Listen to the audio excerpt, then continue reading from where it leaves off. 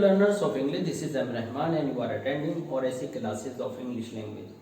Today our topic is word making और word making में हम सीखने जा रहे हैं joined words और separate words को सही से लिखना। अब joined words तो अगर हमें मालूम है कि joined word है तो हम सही से लिख लेते हैं, लेकिन हमारे पास कुछ ऐसे words होते हैं जो कहीं पर अलग अलग लिखे जाते हैं और कहीं पर एक साथ लिखे जाते हैं। तो सबसे पहले हम समझते हैं कि joined word है क्या। एक्चुअली joined word एक कंपाउंड वर्ड है। कंपाउंड वर्ड वह वर्ड होता है जो दो वर्ड से मिलकर के बना होता है। जैसे कि आपने कहा टेबल फैन, तो टेबल फैन में कई बार हम हाइफन का यूज करते हैं और नहीं भी करते हैं। तो यहाँ पर क्या होता है कि टेबल को अगर हम अलग तरह से लें तो टेबल एक अलग नाउन है और फैन एक अलग नाउन है, लेकिन जब हम दोनों को जोड़ देते हैं तो वहां पर टेबल फैन एक पर्टिकुलर अलग नाउन हो जाता है। हमने कहा I have two table fans, तो ये एक साथ लिखा जाना है। तो आज हम यही सीखने वाले हैं कि कौन से वर्ड कब एक साथ लिखे जाने हैं और कब उनको ब्रेक किया जाना है। तो यहाँ पर हमने कुछ कलेक्शन किया है, जैसे कि आप देख रहे हैं एनीवे, एनीवे, ऑलरेडी और ऑलरेडी। इस तरह से हमारे पास वर्ड्स हैं। तो आइए शुरू करते हैं यहाँ पर हमारे पहले वर्ड एनीवे से। अब एनीवे यहाँ पर कंपाउंड वर्ड है जिसमें एनी और वे दोनों एक साथ जुड़ करके बने हैं, जबकि आप यहाँ पर देख रहे हैं कि एनी और वे के बीच में स्पेस है। तो एनीवे का मतलब जब हम कंबाइन करके लिखते हैं तो इसका मतलब होता है कम वर्ड में। कम वर्ड में मतलब चाहे जो हो। हमने कहा कम वर्ड में आई डू हार्ड वर्क, जो होगा देखा जाएगा, मुझे तो मेहनत करनी है, रिजल्ट्स आते हैं कि नहीं, लेट्स सी। तो एनीवे मींस खैर, देखा जाएगा। इस सेंस में अगर आप लिखते हैं तो ये एनीवे होता है। और एनी के बीच में अगर आपने यहाँ स्पेस कर दिया तो इसका मतलब है कि ये वे के लिए काम कर रहा है एनी, और ये एडजेक्टिव की तरह से काम करेगा। तो यहाँ पर क्या करना है आपको, जब हम कोई सिलेक्शन की बात करते हैं, चॉइस की बात करते हैं, तो उसमें क्या किया जाता है, उसमें ऐसा होता है कि आपके पास कई तरह के रास्ते हैं। तो हम कहेंगे you can choose any way, कोई भी रास्ता, कोई भी तरीका आप चुन सकते हैं। तो वहां पर एनी जो है वे के बारे में कुछ कह रहा है, तो एनी एडजेक्टिव की तरह से काम करेगा वे के लिए। तो वहां पर आप एनी वे अलग अलग स्पेस देकर लिखेंगे। अगर हम ये कहें आपसे कि आपको ये ऐसे वर्ड्स हैं जिनमें स्पेस नहीं छोड़ना, तो कंफ्यूजन और ज्यादा बढ़ जाएगा। बेहतर ये होगा कि हम आपसे कहें कि समझ लीजिए कहाँ स्पेस छोड़ना है और कहाँ नहीं छोड़ना है। तो इसी तरह से हमारा अगला वर्ड है ऑलरेडी और दूसरा है ऑलरेडी। तो ऑलरेडी सब तैयार, ठीक, और ऑलरेडी, ऑलरेडी का मतलब है पहले से ही, बिफोर भी आप इसको परफेक्ट टेंसेस में यूज कर लेते हैं। तो यहाँ पर कहा I have already used billowing, I have already used billowing, तो मैं पहले ही बिलोइंग यूज कर चुका हूँ। अब ये ऑलरेडी कहाँ पर यूज करना है, अभी आप कॉम्प्लीमेंट की जगह यूज कर सकते हैं आई फाउंड ऑलरेडी। तो ऑल का मतलब है यहाँ पर एवरीबॉडी और रेडी का मतलब है तैयार। मैंने पाया सबको तैयार। तो ऑल मीन्स सबको, एवरीबॉडी, एंड रेडी मीन्स तैयार। तो ये कॉम्प्लीमेंट की जगह पर रेडी को अपने यूज करना है, तो अलग अलग करना है। तो इस तरह से आप करेंगे आई फाउंड ऑलरेडी। ऑल के बाद आप देख रहे हैं कि बोलने में पॉज लिया है, थोड़ा सा गैप लिया है, ऑलरेडी, तो ये ऑलरेडी। इसके बाद आप देख रहे हैं टुगेदर। तो टुगेदर और टुगेदर में थोड़ा सा डिफरेंस है। आप यहाँ पर देखेंगे कि इनकी स्पेलिंग्स में भी डिफरेंस है। यहाँ गैदर है और यहाँ GETHER है। इसका मतलब होता है एक तरह से विद या साथ साथ होना या इन अ कंपनी, तो इस तरह से आप मीनिंग निकालते हैं।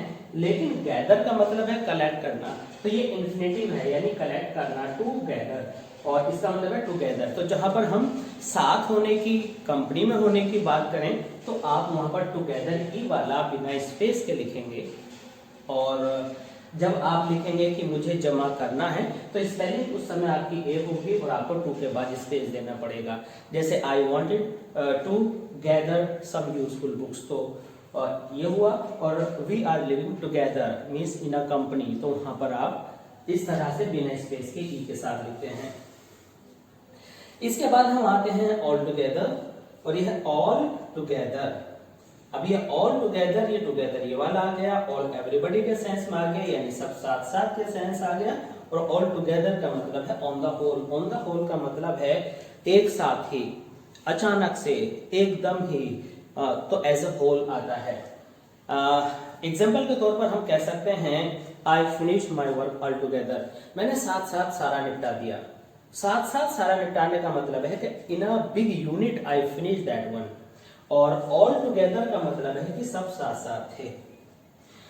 वैसे ही टुगेदर को फिर हम कॉम्प्लीमेंट की तरह से यूज करते हैं। आई फाउंड ऑल टुगेदर, मैंने सबको पाया साथ में, एक साथ, एक जगह। तो यहाँ पर आपको आई फाउंड ऑल टुगेदर।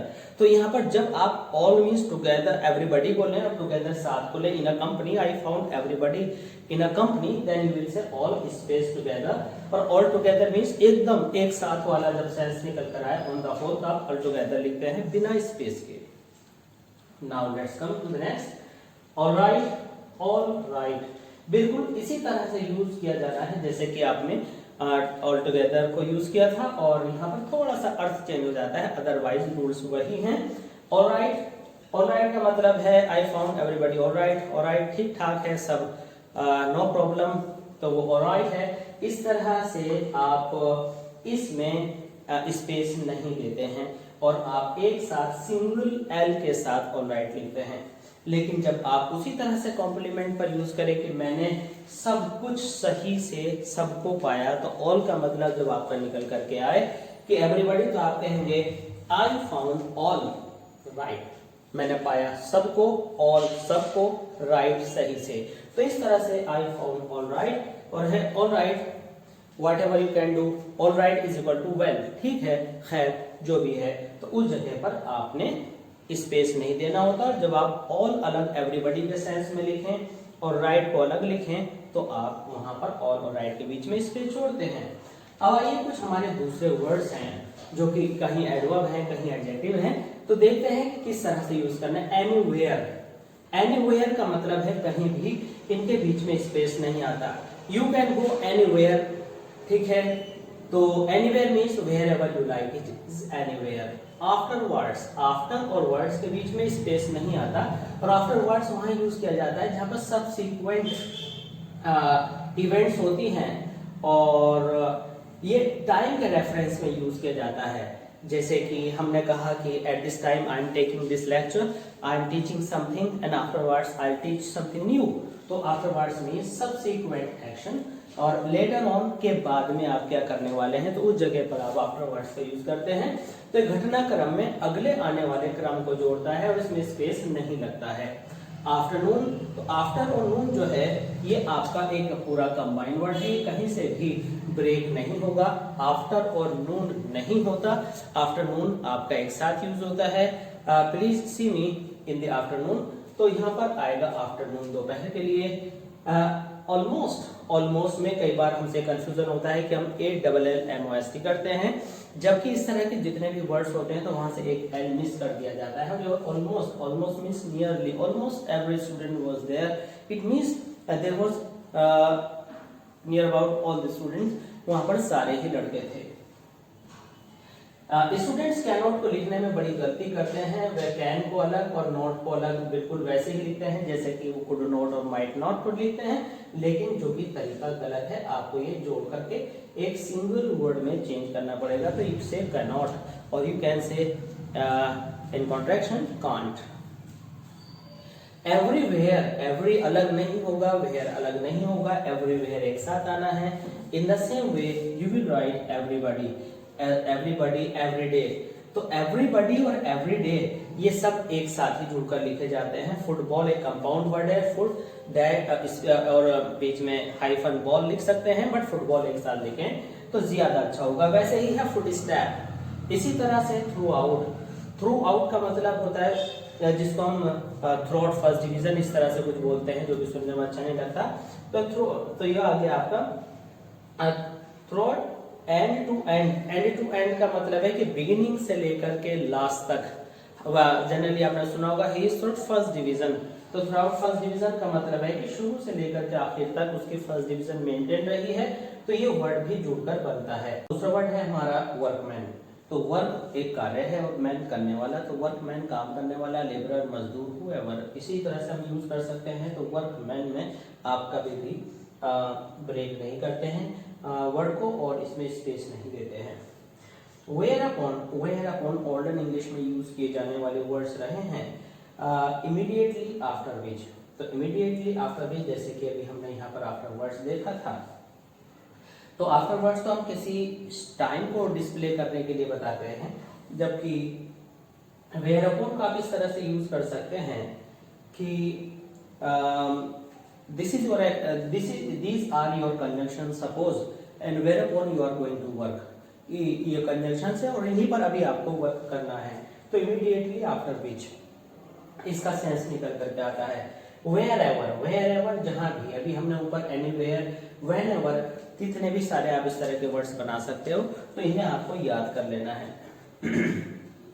इसके बाद however में भी आप स्पेस नहीं देते हैं। however का मतलब होता है although, करने पर भी इनसाइड में भी आपने ब्रेक नहीं देना होता। न्यूज़पेपर, नोबडी, नथिंग, नॉटविथस्टैंडिंग का मतलब होता है जो इसका सेंस है वो भी हाउएवर वाला ही सेंस है, तो इसमें आप हालांकि का सेंस देते हैं, करने पर भी देते हैं, और जब आप इसको एज ए कंजंक्शन यूज करते हैं तो नॉटविथस्टैंडिंग दैट के साथ यूज करते हैं। जैसे कि आप कहें he is rich notwithstanding that he doesn't like to spend money, क्या कि he is rich notwithstanding that he doesn't like spending money, वह रिच है फिर भी कंजूस है।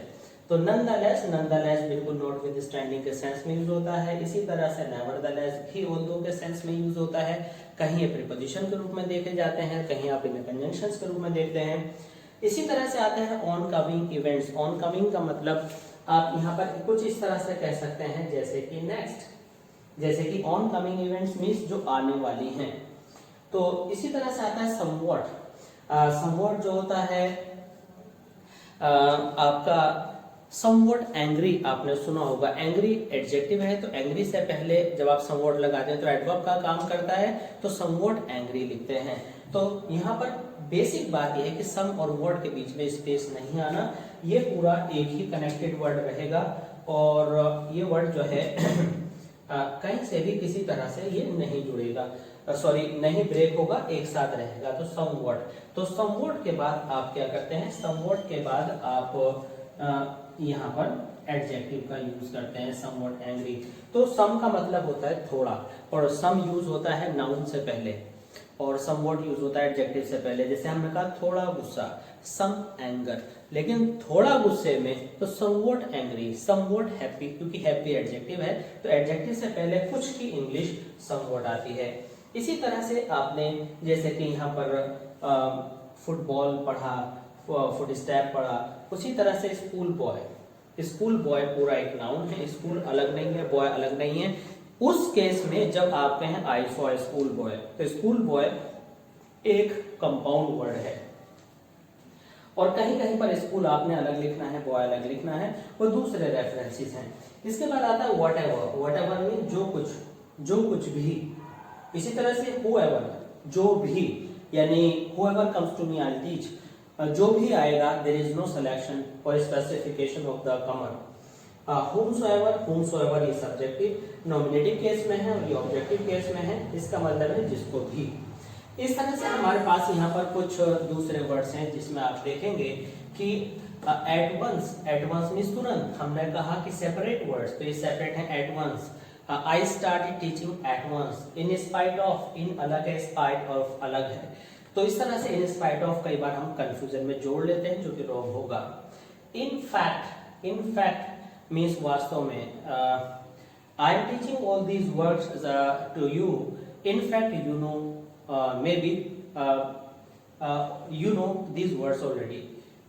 एट ऑल मीन्स कि बिल्कुल भी के सेंस में, जैसे कि we can use this, he doesn't know these words at all. तो एट ऑल मीन्स बिल्कुल भी के सेंस में। इंस्टेड ऑफ, इंस्टेड एक साथ आता है, ऑफ अलग आता है, और अप टू का मतलब आता है कि किस लेवल तक, जैसे कि come up to me, study up to this level, तो अप टू लेवल के लिए आता है। Up with, not more than that, you must be up with this book, you must be up with, कोई syllabus हमने बताया कि कम से कम इतना तो आपका होना ही चाहिए। वेल डन, वेल और डन इंटरजेक्शन में भी हम यूज करते हैं, और वेल डन, दोनों जो वेल और डन वर्ड्स हैं आपको अलग यूज करने होते हैं। तो स्टूडेंट्स, आई होप कि ये सारे वर्ड्स और ये जानकारी आपके लिए यूजफुल साबित होगी। और अगर आपके लेक्चर पसंद आए तो प्लीज़ सब्सक्राइब, लाइक, शेयर ज़रूर कीजिएगा और अपने सजेशंस कमेंट बॉक्स में ज़रूर लिखिएगा और हमें बताइएगा कि अगला टॉपिक आप कौन सा चाहते हैं और फिर उस पर हम आपके लिए वर्क करें। Then students, thanks for being with us. Thanks a lot.